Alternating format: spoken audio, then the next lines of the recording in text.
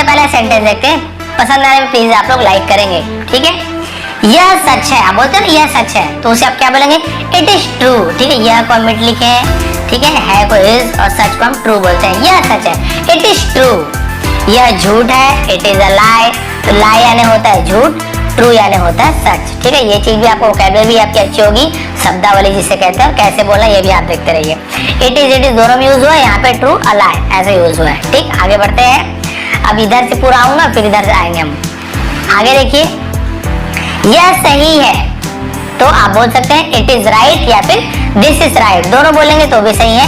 आप it is right बोलेंगे तो ज्यादा अच्छा हो। इट इज राइट, यह सही है, तो राइट यानी सही, ठीक।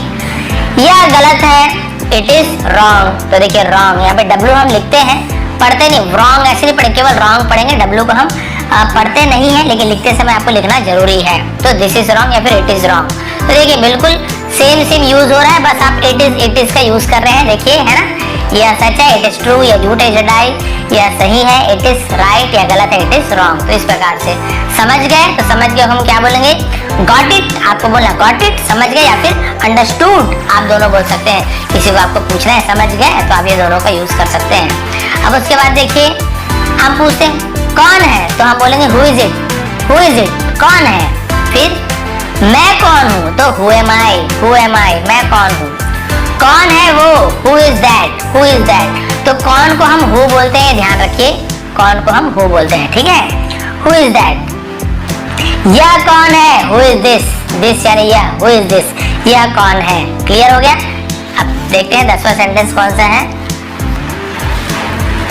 वहां कौन है, तो हु इज देयर, वहां यानी देयर, ठीक है। कौन है, तो हम इसे पहले लिखते हैं, इंट्रोगेटिव बनाते हैं, तो हु इज, कौन है, देयर यानी वहां, कौन है वहां। अब आगे बढ़ते हैं, मुझे पता है, आप बोलते हैं ना हाँ मुझे तो पता है, तो आप क्या बोला, आई नो, मैं जानता हूँ, मुझे पता है, आई नो, मैं जानता हूँ, आई नो। देखिए ये मैंने बोला और दोनों यहीं पे आ गया, तो मुझे पता है या मैं जानता हूँ, दोनों के लिए आपको आई नो बोलना है। यहाँ पर भी केस साइलेंट रहेगा, नो नहीं बोलना है, आपको नो बोलना है, ठीक है, केस साइलेंट रहता है। मैं नहीं जानता हूँ, अब मैं जानता हूँ तो आपने बोला आई नो, अब मैं नहीं जानता हूँ तो आप क्या बोलो, आई डोंट नो, मुझे नहीं पता या मैं नहीं जानता, तो दोनों के लिए आप आई डोंट नो का यूज करेंगे। जैसे मुझे पता आई नो, तो मुझे नहीं पता आई डोंट नो, मैं जानता हूँ I don't know, sorry I know, तो मैं नहीं जानता तो आई डोंट नो, तो दोनों में वैसे निगेटिव यूज करना है, तो डोंट यानी नहीं, ऐसा, ठीक है।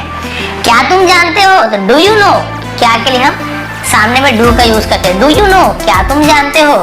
यहाँ पे ऐसे होता, क्या मैं जानता हूँ, तो डू आई नो, ऐसे होता, ठीक है।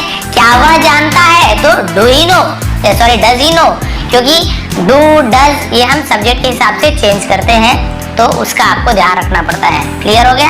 अब आगे बढ़ते हैं, मुझे सब पता है, आई नो यानी मैं जानता हूँ, या मुझे सब, एवरीथिंग यानी सब, एवरीथिंग यानी सब चीज, आई नो मैं जानता हूँ, मुझे सब पता है, आई नो एवरीथिंग, या फिर मैं सब जानता हूँ तो भी आई नो एवरीथिंग, आप दोनों का यूज करेंगे। आगे बढ़ते हैं, वो क्या है, व्हाट इज दैट, किसी चीज को आपको पूछना है वो क्या है, तो आप क्या बोलोगे, व्हाट इज दैट, तो क्या है के लिए व्हाट का यूज करते हैं, वो या वह के लिए हम दैट का यूज कर रहे हैं। मैं नहीं मानता, कोई कुछ बता रहा है, अरे भाई इतना बड़ा मैंने ये देखा, जानवर देखा, तो आप बोल रहे हो मैं नहीं मानता, तो आप क्या बोलोगे, आई डोंट बिलीव, बिलीव यानी मानना, भरोसा करना, आई डोंट यानी मैं नहीं, है ना, आई डोंट बिलीव, मैं नहीं मानता। क्या हुआ, व्हाट हैपन, ठीक, कुछ चीज होना को हैपन बोलते हैं, व्हाट यानी क्या हुआ, व्हाट हैपन, क्या हो रहा है, व्हाट इज हैपनिंग, तो मैं बता ना हैपन यानी होना, लेकिन रहा है, रही है तो एनजी फॉर्म आता है, तो क्या हो रहा है, व्हाट इज हैपनिंग, क्या जा रहा है, तो व्हाट इज गोइंग ऑन, इस प्रकार से हम यूज करते हैं। क्या हो रहा है तो व्हाट इज गोइंग ऑन का भी यूज करते हैं, और व्हाट्स हैपनिंग भी बोल सकते हैं। आगे बढ़ते हैं, ये सब स्क्रीनशॉट खींच लीजिए, अपने जो आपको जो भाषा में आती है उस भाषा में आप लिख लीजिए, सुन कर लिख लीजिए, क्योंकि मुझे सबकी भाषा आती नहीं है, लेकिन मैं जो बोल रहा हूँ यदि आप हिंदी में लिखा नहीं पढ़ पा रहे हैं, जैसे मैं बोल रहा हूँ मैं नहीं जानता हूँ, तो आप उसे अपने लैंग्वेज में लिख लीजिए, आप उसे कैसे बोलेंगे, उसका इंग्लिश लेकिन यही होगा, ठीक है, क्लियर। अब आगे बढ़ते हैं, उसके बाद क्या है 20वां नंबर का, समझ गए, किसी को बोलना है समझ गए, तो आप पूछोगे गॉट इट, आप बोलोगे गॉट इट यानी समझ गए, या फिर अंडरस्टूड, यहाँ पे डिड यू अंडरस्टैंड, तो यहाँ पे समझिए वो क्वेश्चन मार्क आएगा, ठीक है, इस पर क्वेश्चन मार्क यानी हम पूछ रहे हैं, ठीक है, समझ गए, गॉट इट या फिर अंडरस्टूड। या फिर डिड यू अंडरस्टैंड, क्या तुम समझ गए, इस प्रकार से। अब आपको बोलना है मैं कोशिश करूंगा, भाई हमारे घर आना या तुम ये काम कर देना। आप बोलना चाहते हो मैं कोशिश करूंगा, है ना, आई विल ट्राई, ठीक है, करूंगा, गा फ्यूचर टेंस है तो विल का यूज करते हैं, मैं यानी आई, कोशिश है ट्राई, तो आई विल ट्राई, मैं कोशिश करूंगा। मैं कोशिश कर रहा हूँ तो एम, है ना, क्योंकि आई के साथ एम लगता है, ये प्रेजेंट कंटिन्यूअस टेंस है। और जिन्हें टेंस नहीं पता है वो भी इस प्रकार से आप धीरे धीरे जब बार बार ये सेंटेंस याद करते जाएंगे तो आपको टेंस नहीं भी सीखोगे तो भी आप बोल पाओगे। क्योंकि भाई इंग्लिश के बच्चे जो रहते हैं अंग्रेज को टेंस तो नहीं पढ़ते बचपन से। हम बचपन में जब पैदा हुए तो हम तो भाई जब बोलना सीखे तो हमें तो कोई टेंस ग्रामर नहीं पढ़ा है, सुन सुन के सीखते हैं। तो वैसे आप सुन सुन के भी सीख सकते हो, जरूरी नहीं ग्रामर, लेकिन ग्रामर पता तो और अच्छी बात है। क्या मैं कोशिश कर रहा हूँ, आई एम ट्राइंग, ठीक है, आई एम ट्राई बच नहीं क्योंकि रहा हूँ रही हूँ मैं, हम ING का फॉर्म लगाते हैं, आई एम ट्राइंग, मैं कोशिश कर रहा हूँ, ठीक है। क्या तुमने कोशिश की, did you try, did you try की, पास्ट टेंस तो डिड का यूज किए, डिड यू ट्राई, क्या तुमने कोशिश की। वह नहा रहा है, he is taking a bath, taking, ठीक है, टेक यानी लेना, नहा तो हम टेकिंग अ बाथ बोलते हैं नहाने को, ही इज बाथिंग ऐसे नहीं बोलेंगे, ठीक है, he is taking a bath ऐसे बोलते हैं। तो यहाँ पर भी देखिए ING फॉर्म को यूज हुआ है। मैं बाजार जा रहा हूँ, तो देखिए आई एम गोइंग, जा रहा हूँ तो आई एम गोइंग, आई के साथ आई एम लगता, आई एम गोइंग, मैं जा रहा हूँ, कहाँ जा रहा हूँ, बाजार, to market, I am going to market, I am going to market, ऐसे हो जाएगा, ठीक। अब आगे देखते हैं उसके बाद 25 के बाद यहाँ 26, क्या चल रहा है, व्हाट्स गोइंग ऑन, मैंने इससे पहले भी शायद बताया था उसी प्रकार से, क्या चल रहा है, व्हाट्स गोइंग ऑन, तो ये व्हाट इज गोइंग ऑन ऐसे है, हम सॉरी व्हाट्स बोल रहे, व्हाट्स गोइंग ऑन, क्या बात है, what is the matter, matter यानी मामला, बात, है ना, कोई तुम्हें पूछने की क्या बात हो गई, क्या बात है, क्या मामला है, तो हम क्या पूछेंगे, व्हाट इज द मैटर, ऐसे पूछेंगे। तुम क्या कर रहे हो, what are you doing, do यानी करना, लेकिन रहा हो रही हो तो ING फॉर्म, ठीक है, व्हाट यानी क्या, आर लगाएंगे क्योंकि यू के साथ, तो व्हाट यू आर डूइंग ऐसे नहीं बोलेंगे। जब इंट्रोगेटिव बनाते हैं प्रश्नवाचक तो हेल्पिंग वर्ब जो रहता है पहले लग जाता है, व्हाट भी पहले, व्हाट आर यू डूइंग, आप क्या कर रहे हो।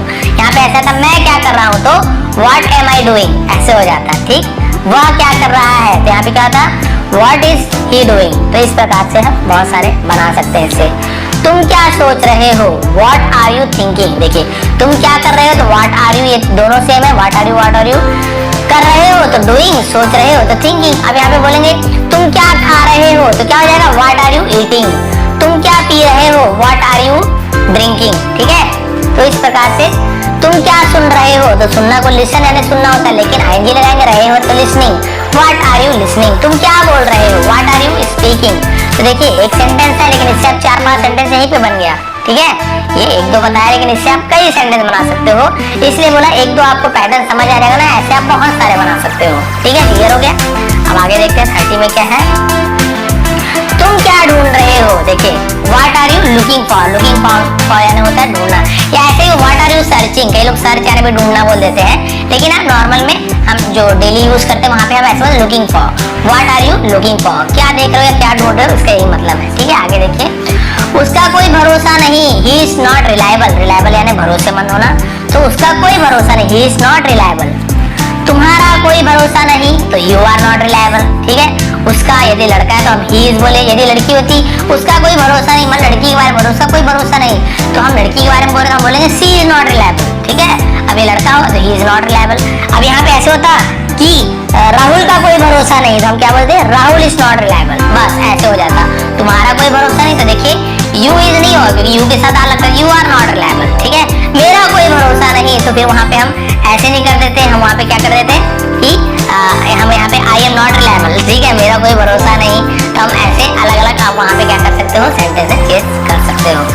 इसमें मेरा क्या कसूर है, what is my fault in it, what is my fault इतना भी बोल सकते हो, व्हाट इज माई फॉल्ट मेरा क्या गलती है, मेरी क्या गलती है। इन इट तो इसमें के लिए हम इन इट का यूज किए हैं। यदि आपको खाली पूछ रहे हैं मेरा क्या कसूर है तो आप क्या बोलोगे, व्हाट इज माई फॉल्ट, बस।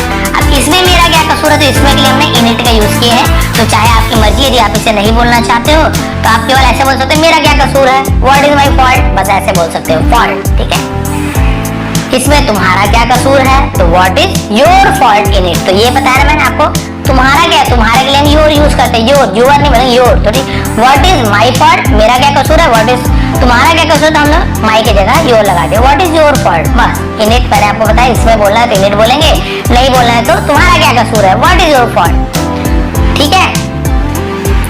अब देखिए इसमें उसका क्या कसूर है। अब आप उसका के लिए क्या यूज करते हैं, यदि लड़का है तो हम हिज का यूज करेंगे, यदि लड़की है तो हम हर का यूज करेंगे। जैसे लड़का है हम बोल रहे उसका क्या कसूर है, उस लड़के क्या कसूर है, उसका क्या कसूर है, तो हम क्या बोलेंगे व्हाट इज हिज फॉल्ट। अब इसमें मैंने आपको फिर बता दिया, इसमें तो इनिट लगाओगे, नहीं तो केवल उसका क्या कसूर है व्हाट इज हिज फॉल्ट। लड़की है उसका क्या कसूर है, मान लो लड़की है तो आप क्या बोलेंगे व्हाट इज हर फॉल्ट। बस आपको ऐसे बोलना है उसका क्या कसूर है, ठीक है। राहुल क्या कसूर है तो व्हाट इज राहुल फॉल्ट, ठीक है। इस प्रकार से हम नहीं, मतलब राहुल क्यों बोलते थे, मेरे बेस्ट फ्रेंड है तो उसी का नाम निकलता है मेरे से।